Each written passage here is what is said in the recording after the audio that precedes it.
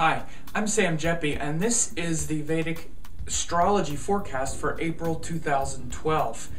I'll be highlighting some important features of the upcoming month here. So April 3rd and 4th, there's some emotional battles possible for a few days as the moon goes through Leo and joins Mars. Leo is a sign of royalty and personal power and dignity, and we might get into some emotional battles of will, especially because the moon is also going to join Mars, which is a planet of independence and personal power and courage. So it can be a little difficult on your relationships. You want to be careful and make sure to compromise and consider the other person's opinion and the other person's point of view before launching forward and making a lot of preconceptions and projections and things of that nature. April 6th, we'll have the full moon in Virgo. Now, the full moon is a balancing point of the previous sun-moon conjunction. So we're actually in the Pisces cycle using the Vedic Astrology method, which means the sun and moon came together in Pisces a couple weeks earlier. The full moon is the balancing point of that cycle. So the Pisces lesson is about relaxing into the flow of life, relaxing into the cosmic genius, and trusting that everything is unfolding the way it's supposed to. Opposite that is the Virgo full moon. Virgo is very much about all the details and all the necessary work that needs to happen in life. So they're opposite, but they're also very complementary. So the Virgo full moon, as a balancing point of the Pisces cycle, is to show that in order for us to actually surrender and relax into that great cosmic genius, we need to also do stuff here. We need to be present. We need to be present to all the details that need to be managed and organized.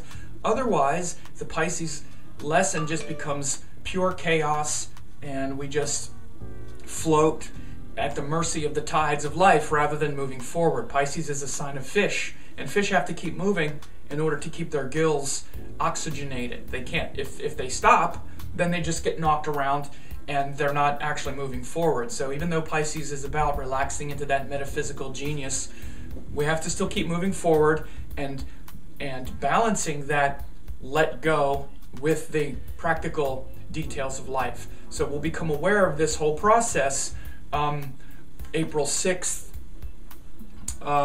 April 5th and 6th, the moon is in Virgo, and then the 6th is where we have the actual full moon, and then from there, we'll start to finish the Pisces lesson. So the previous couple weeks could have been much more like, I'm just kind of feeling my way through things, which is what Pisces is good for.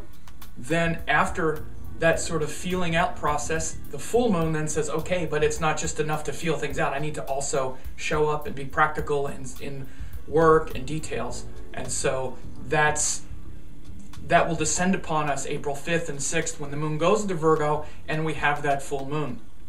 Now the full moon will happen in the nakshatra of Chitra, which is ruled by Vishwakarma, the divine architect. And this divine architect shows where, this perfection of building structure. So once we build that material structure, only then can we actually relax into the great flow of life. Because as long as we're not present to the work that also needs to be done, like I said, then it's just sort of chaos. So that full moon in Virgo is very important for helping us establish the structure we need in order to then relax into the greater flow. And the nakshatra of Chitra, ruled by the divine architect, allows us to really build that sort of utopia, which is Pisces, here on Earth. If we want to really build that utopia on Earth, then we need to balance the Pisces-Virgo axis. The utopia, the feeling of beauty, and the feeling of cosmic genius on Earth, where all those details are taken care of, is Virgo. So one thing to know is actually from April 1st until April 10th, the moon is in a difficult section of the zodiac where it's either joined Mars, or it's hemmed between Mars and Saturn, or it's joined Saturn, or it's joined Rahu in Scorpio, where the moon and Rahu are both debilitated. This is from April 1st until April 10th. So this is challenging, and it happens every month, and it's going to be happening until June, where the planets are aligned. So you want to realize that it's going to be kind of an intense time, and so you want to prepare and know that there could be some, there can be some physical pain and some intensity with others. There can be some imagined fears and stresses around April 9th and 10th as the moon gets into Scorpio and is joined Rahu April 7th and 8th. Around then, 7th through the 9th, Moon Saturn makes for some emotional heaviness and things like that. So this is the way it is. But the greatness of this placement and of this chain of power, like I like to call it, is that these are the planets, Mars and Saturn especially, that gives us the power and the strength to really get things done, regardless of how we feel about it. And that's really what Mars and Saturn do. Mars wants to accomplish things based on our enthusiasm and our passion. Saturn says, I don't care how much hard work and effort it takes, I'm going to get it done and I'm not going to give up. So these things are really good for accomplishing your goals in life and for moving forward, but it doesn't feel so good. And because we put so much importance on how we feel all the time, and that tends to overwhelm us, like we're like, oh, I don't feel good today, so I'm not going to do anything. This is the problem. The problem isn't that means it's bad. The problem is that we let our feelings and our emotions determine everything. We don't always do that. There are many times, and there are many things in life, especially when we're committed to something higher, that we refuse to give up on, where we're not just living hand to mouth based on how we feel. When we're committed to something, we're going to do it whether we like it or not, whether it feels good in the moment or not. So this is the promise and the power of this time. Look at your habits. Astrology is not just something lording over us that punishes us or rewards us. It shows us parts of our character. Look at your character, and this is a great time to assess your character, where you have the opportunity to actually do something, but you might not feel like it, or becomes intense with other people, and see how you're able to show up and handle that. So April 1st through 10th can be kind of intense. One thing to watch for too is it's the potential for like physical pain, like throbbing pain and stuff like that. Again, it happens. I experience it too. I've experienced it the last couple of months each time it happens, and you just have to keep going. You're not going to say, okay, I'm feeling pain, so I'm not going to do anything, or it's going to make me unhappy, or I'm going to be depressed about it. So April 1st through 10th, it's some heavy weather in that way with those intense, cruel planets. So April 14th, we begin to feel like things are moving forward again a little bit as Mars goes direct. Mars has been retrograde since January, and he starts moving forward again on April 14th. So instead of feeling like we're lacking a little bit of courage or lacking positive direction, Mars moving forward in Leo is really good, and it's going to give us that strength and courage to really start, or at least make sure that we're really walking the talk, not just frustrated because we're, uncertain of our path and blaming others and things like that. So Mars direct April 14th in Leo gets us moving forward again, courageously and passionately. It's been a good time to reflect upon things. So it's been a good time with Mars retrograde to really regroup and focus our long-term, or focus our energy in the moment on things that are important. So April 16th, after Mars moves direct, we have a Mars-Moon opposition, Moon in Aquarius, opposite Mars in Leo. So this brings a certain collective mindset, which is Moon in Aquarius, in opposition to our individual mindset. So we might find ourselves interested or wanting to serve higher causes, higher collective social causes at that time, but finding challenge from other individuals, or maybe even in conflict with our own individual needs. So this could be going on for a couple days, April 15th and 16th. So you want to, align your individuality and your inner strength and courage, that Mars I just talked about, with something that's oriented towards the higher collective good. April 15th and 16th. Also, competitors, try to bring them onto your side. Like if you're trying to serve a higher cause, but people want to instead do what they want to do, try to align their individuality with a higher purpose. Try to inspire them. They'll be ready for inspiration because Jupiter is going to be aspecting Mars still. So there's still a Jupiter-Mars aspect And we're looking to be inspired, and so are others. So look to inspire people April 15th and 16th rather than get into battle with them, and call them selfish or things like that. April 20th, we have the new moon in Aries. So after the Pisces cycle that we just went through, which is about gestation and going inward and relaxing into that sort of cosmic womb and the sort of dream state and the in-between life state where we've let go of our attachment and drama of the world. This is the Pisces lesson. After that, we take birth in Aries. So we have this new moon in Aries with the new cycle beginning, and Aries is symbolic of birth and enthusiasm and passion on all fronts. That could be physical, spiritual, emotional, and the new moon in Aries is powerful because the sun is exalted. So when we have the new moon, it's when the sun and moon are there. So the sun and moon come together in Aries. So it's an exalted sun, which means this is a time to really follow your inspiration, your personal inspiration. Not your ego, the things that you get into battle with people over, but the thing that really inspires you that's much bigger than that. You see, when you're coming from the place of your personal inspiration and the joy of life, you don't have time to argue with people about stuff. You pick your battles wisely. You see things more strategically. The sun is the king. The king has a strategy. He's not a warrior. He's not down there on the battlefield fighting with every person in front of him. He has a strategy about the kingdom. So this is the time to really act on that inspired purpose.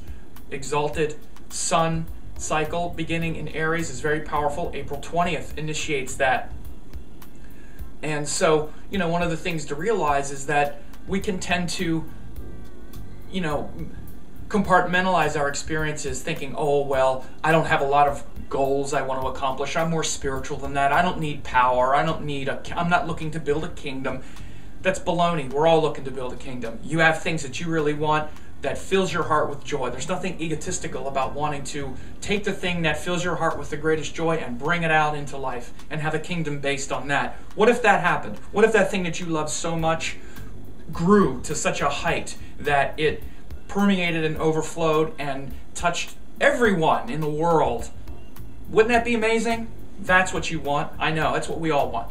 That's what the sun really is. It's not the ego. So don't think you're too spiritual to have goals and to have a kingdom. If you're saying, oh, well, I don't do that, this is because the sun has a problem in your chart. This is because your confidence is lacking, not because there's something wrong with it. Everybody has this beautiful thing. So now's the time to really act upon that rather than shrink from your heart's desire. And this new moon happens in Ashwini, which is the star of the two horses, the physicians of the gods. So it's very much about enthusiasm and moving forward with a lot of passion toward those challenges. Because see, the reason we say, oh, well, I don't really want to be a king, I don't really have those things. The reason is because we're scared. Because that's going to push our growth edge. It's going to push our comfort zone. We're going to step up and be more powerful. And all those people that are going to be threatened by the fact that now, who are you to say that you're this powerful person? And, they might not approve, or, oh, yeah, I knew her back when she was this way. Now she thinks she's all, whatever, all this stuff we get into. When you have a higher purpose, the king can't be concerned with that stuff. He's got bigger problems. This is one of my favorite statements. When you hear people just kind of gossiping, kind of sort of bitching about things, someone said, I heard someone say once, that person needs bigger problems. It's like, why are we so focused on these silly little petty problems? We need bigger problems, like how am I going to take my beautiful empire to the highest level? Big stuff. Aries lesson, exalted sun. Time to do it. So April 23rd and 24th, these are days of great devotion and beauty when we have this moon conjunct Venus and Ketu. So we have an exalted moon in Taurus, joined Venus, and also joined Ketu. Now, the thing about it is Ketu is the south node and it amplifies what it's joined. So Ketu is going to be joined an exalted moon and Venus. its ruler. So this is an amazing time of enormous devotion and beauty, because of course it's also a time of enjoyment of life's pleasures. Venus Moon conjunction in Taurus, where the moon is exalted and Venus is the ruler, but it's even higher than that, because what Ketu does is it really concentrates things and says this is the purest expression of that highest potential. So really you can probe the depths of your emotions at this time and go deeper than just the fleeting emotions of the moment and the, okay, wow, I was so happy, oh, that felt so good, we went out. That's fine to do that. But Ketu is kind of unsatisfied with that and says, okay, but this is just some emotion, this is just some temporary form of beauty. What's the real beauty? What's truly beautiful? What's eternal? Where's eternal happiness, not just fleeting happiness? We're all here to be happy, but happy for no reason. This is the quote from my guru and the great spiritual teacher Amachi. She says, yes, we're all here to be happy, but happy for no reason. Once we have a reason to be happy, we generate about 1,000 reasons to be unhappy. So happiness for no reason is a big key to April 23rd and 24th, with Moon, Venus in Taurus join Ketu. Mark that on your calendar. And then the last big thing to notice about the upcoming month is April 28th and 29th. Moon goes into Cancer, its own sign, bringing a lot of selfless love also into your heart. It's similar to the Taurus, but whereas Taurus is more about our physical pleasure and our happiness, Cancer is about selfless love that we give. Very giving, devoted time, April 28th and 29th, with the moon in Cancer in its own sign. A great time to connect with children and pets and other things that we love selflessly. So I hope you enjoyed this April forecast. Leave me some comments and track the month. Make a few notes, track the month, and see how these things played out for you.